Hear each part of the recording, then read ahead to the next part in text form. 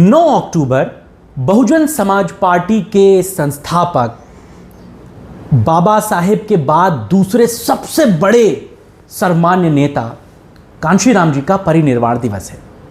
इस मौके पर लखनऊ में एक बहुत बड़ी जनसभा हो रही है। लेकिन जब जब दलितों के उत्थान का जिक्र किया जाएगा, बाबा साहेब के बाद अगर किसी को पूछा जाएगा, बाबा साहेब के बाद अगर किसी के बारे में जिक्र किया जाएगा, तो वो नाम है मान्यवर कांशीराम जी का। आज हमारे साथ वरिष्ठ पत्रकार सैयद कासिम साहब हैं। कासिम साहब, बहुत बहुत शुक्रिया हमें अपना वक्त देने के लिए।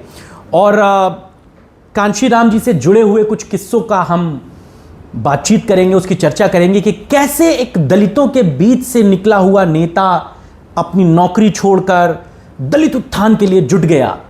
ये सोच थी या जरूरत थी? आपको क्या लगता है कांशीराम ने क्यों ये बीड़ा उठाया होगा? देखिए, कांशीराम को जो पढ़िए तो चूँकि महाराष्ट्र में ये नौकरी करते थे जी। महाराष्ट्र दलितों के जितने महापुरुष हैं, बड़ा इंटरेस्टिंग है। उसमें डॉक्टर अंबेडकर और कांशीराम को छोड़कर सब ओबीसी। ज्योतिबा फुले ओबीसी हैं, शाहू जी महाराज ओबीसी हैं, पेरियार ओबीसी हैं, ये सारे ओबीसी हैं। कबीर ओबीसी हैं। ये इनके जितने आप महापुरुष देखेगा उसमें शुरुआत सिर्फ बाबा साहब अम्बेडकर ने, उसके बाद फिर कांशीराम। अब तो वह नौकरी वोकरी करते थे, अच्छी पोस्ट पे थे। 14 अप्रैल को छुट्टी मांगी, इनके अफसर ने दी नहीं। अम्बेडकर के बारे में उल्टी सीधी बात कह दी। पंजाबी आदमी थे, उठा के पटक दिया, नौकरी से इस्तीफा दे दिया। बड़ा नाम हो गया भाई कोई है उसमें पंजाब का, उसने जो है 14 अप्रैल के लिए फिर उन्होंने जयंती मना ली। उनको लगा कि ये मतलब जब हमारे उसके लिए छुट्टी नहीं है तो मूवमेंट चलाने लगे, उसके काम करने लगे। करते करते करते करते करते वो रम गए उसी में, मज़ा आने लगा उनको। और मज़ा लेते लेते उन्होंने पहले बामसेब बनाई, backward and minorities communities employees federation करके ऐसे कुछ नाम था उसका। और बामसेब के ज़रिए उन्होंने इंटेलेक्चुअल्स को जोड़ा। उनको लगा कि नहीं, फुटेज मिल रहा है, ठीक ठाक है। फिर DS4 बना ली उन्होंने, दलित शोषित समाज संघर्ष समिति, DS4 टाइम। उसके बाद DS4 के ज़माने में मायावती भी मिल गई, झल्ली वगैरह पाकिस्तान पंजाब के और तमाम लोग मिल गए। DS4 से भी इलेक्शन लड़ाए थे दिल्ली के चुनाव में इन्होंने। उसके बाद उन्होंने BSP बना ली। लेकिन कांशीराम को मैंने शबाब भाई देखा है। 1991 का बाबरी मस्जिद शहादत के बाद का पार्लियामेंट का इलेक्शन था। 92 की बात का 91 वाला चुनाव जो था पार्लियामेंट वाला, जब नवासी में वीपी सिंह की सरकार चली, उसके बाद गिर गई, चंद्रशेखर प्राइम मिनिस्टर हुए, उसके बाद इलेक्शन हो गए। तो मैं अपने वतन आया हुआ था दिल्ली से। मैं उस ज़माने में वीर अर्जुन में था दिल्ली में। अच्छा। तो भेलसर चौराहा है, मैं अपनी स्कूटर से जा रहा था तो पता चला कि बहुत ऊंचा एक मंच लगा हुआ है। ऐसे मंच वगैरह बनते नहीं थे उस ज़माने में, बहुत ऊंचा। और कुछ नीचे 10, 12, 15 लोग बैठे हुए हैं, नीला नीला झंडा लगा हुआ है। तो झंडा तो मैं पहचान गया था दिल्ली में, चूँकि 89 का मंडल कमीशन लागू करो वरना कुर्सी छोड़ दो, ये आंदोलन कांशीराम BSP ने किया था। तो उसे मैंने कवर किया था, तो मैंने कहा ये तो BSP है। मैंने स्कूटर खड़ी करके वहाँ देख रहा था, इतने में एक लंबी कंटेसा कार से कांशीराम आए। कंटेसा लंबी, उस दौर में। हाँ, उससे उतरे। फिर उसके बाद कांशीराम निकले, मंच पे गए। एक कुर्सी रखी हुई थी। अच्छा। मंच पे बड़ी, जैसे दूल्हा वाली होती नहीं। उस ज़माने में दूल्हा वाली होती थी, चंदा उससे वो आ गई, बड़ी जैसे मसनद जैसे होती है। कांशीराम उस पर बैठे। 2 आदमी पीछे बंदूक लेके खड़े हुए थे, एक साइड में डबल बैरल, एक साइड में सिंगल बैरल। और साहब उसके बाद उस आदमी ने बोलना शुरू किया। तकरीबन 1.5 घंटे बोला हुआ, 1 घंटे 20-22 मिनट। अच्छा। कंटिन्यूस। और मैं भी बस उस आदमी को सुन रहा था अपनी स्कूटर पर बैठा। मैंने यार क्या आदमी है, 10 लोग सुनने वाले हैं। RK चौधरी इलेक्शन लड़ रहे थे BSP से, पार्लियामेंट का, वहीं फैजाबाद से, उन्हीं की जनसभा में, उन्हीं की जनसभा, RK चौधरी के लिए जनसभा थी। तो साहब वो बोले, उसके बाद फिर उसी अंदाज पे उसी ठसक से उतरे, अपनी गाड़ी में बैठे चले। तो मैंने महसूस किया कि ये आदमी जो है, ये आदमी कुछ कर डालेगा। तो मैंने वीपी सिंह का आंदोलन देखा था, जनता दल वाला देखा मैंने, देवीलाल का देखा मैंने, टिकायत का बोट क्लब वाला देखा मैंने।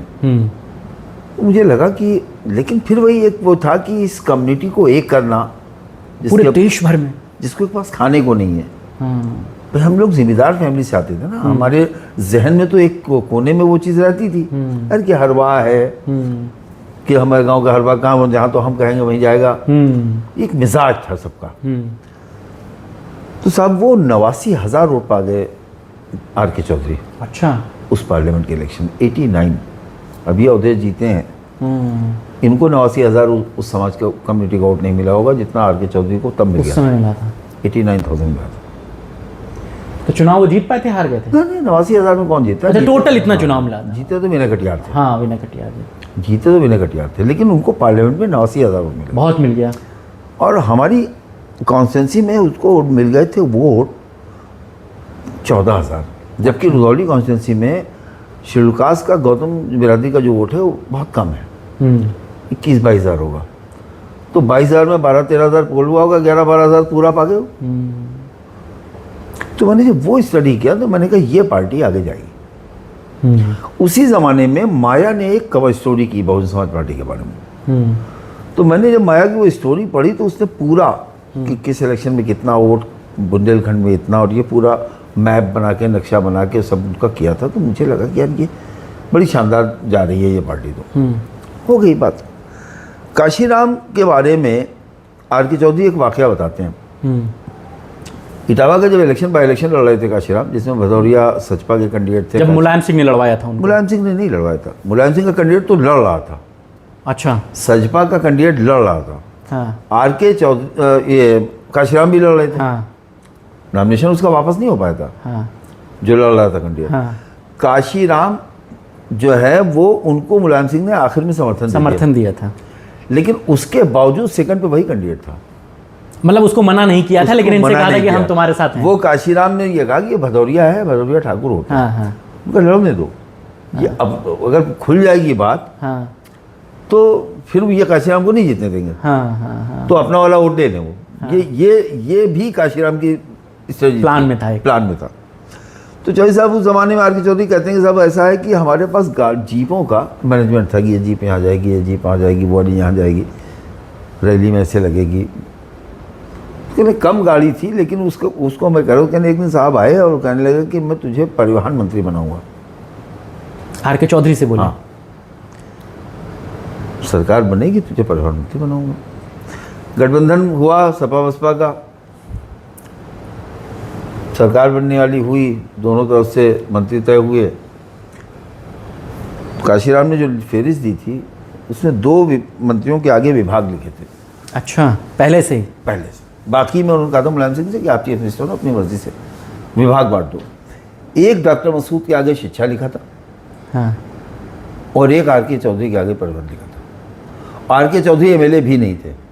अच्छा, चुनाव आर.के. चौधरी एमएलए भी नहीं थे, लेकिन चूंकि वो इटावा में उन्होंने कहा था तुझे परिवहन मंत्री बनाऊंगा, तो उन्होंने मुलायम सिंह को उसमें आगे परिवहन लिख के दिया था।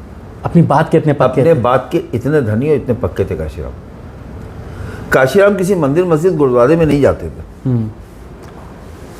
काशीराम 1917 का जो कांग्रेस और बसपा का अलायंस हुआ था, सॉरी 1917 कह रहा हूँ मैं, हाँ नहीं 2017 का, 1917 कह रहा हूँ।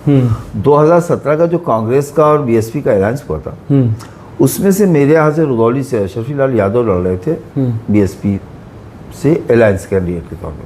हम लोग इस चीज़ को थोड़ा सा आगे तेजी से मैं काशीराम पे आ रहा हूँ। हाँ, हम बात इसी करेंगे काशीराम कैसे। मैं वही आ रहा हूँ, काशीराम पे आ रहा हूँ जी। तो वो पहली बार काशीराम के बारे में ये हुआ था कि काशीराम रुदौली जब आए तो शेख मखदूम अब्दुल हक की मज़ार एहतराम अली तम्मू कांग्रेस के नेता थे, तो कांग्रेस की तरफ से वो संचालन कर रहे थे।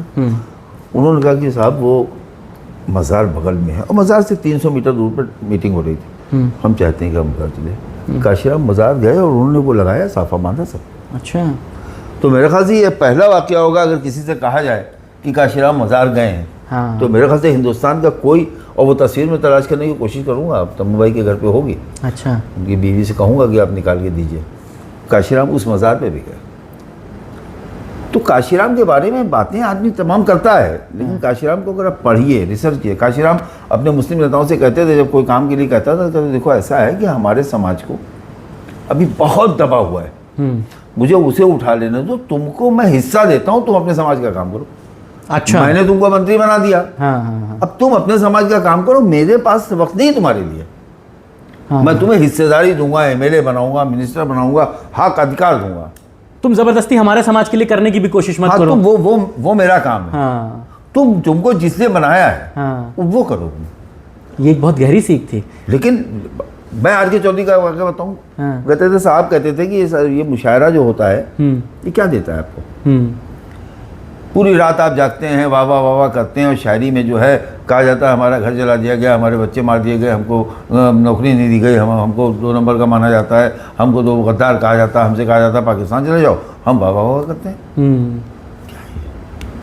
कहते हैं मुशायरे की ज़रूरत नहीं, मुसलमानों को मुज़ाकरे की ज़रूरत है। बड़ी बात, वाकई में मुज़ाकरे की ज़रूरत है, और आज भी है। कहते लाखों रुपए खर्च करके पूरी रात जाग के आप वाह वाह करते हैं अपनी बर्बादी पे। तो मुसलमानों को मुज़ाकरे की ज़रूरत है, मुशायरे की नहीं मियाँ। बड़ी गहरी बात आपने कही। ये मैंने नहीं, ये काशीराम ने कही। नहीं, ये गहरी बात आप लोगों ने हमको बताई, तो कम से कम हमें ये पता चलेगा कांशीराम जी की क्या मतलब वे ऑफ थॉट था। थॉट देखो, कहते हैं, फिर कहते हैं कि आरएसएस वाले भी रात भर जागते हैं, लेकिन ये सोचते हैं कि आज़ादी से पहले दलितों पर और आज़ादी के बाद मुसलमानों पर हमने जो मजालिम किए हैं उसका नया रूप क्या होगा। सही बात है, बड़ी बात है। तो ये काशीराम इस थॉट का व्यक्तित्व है।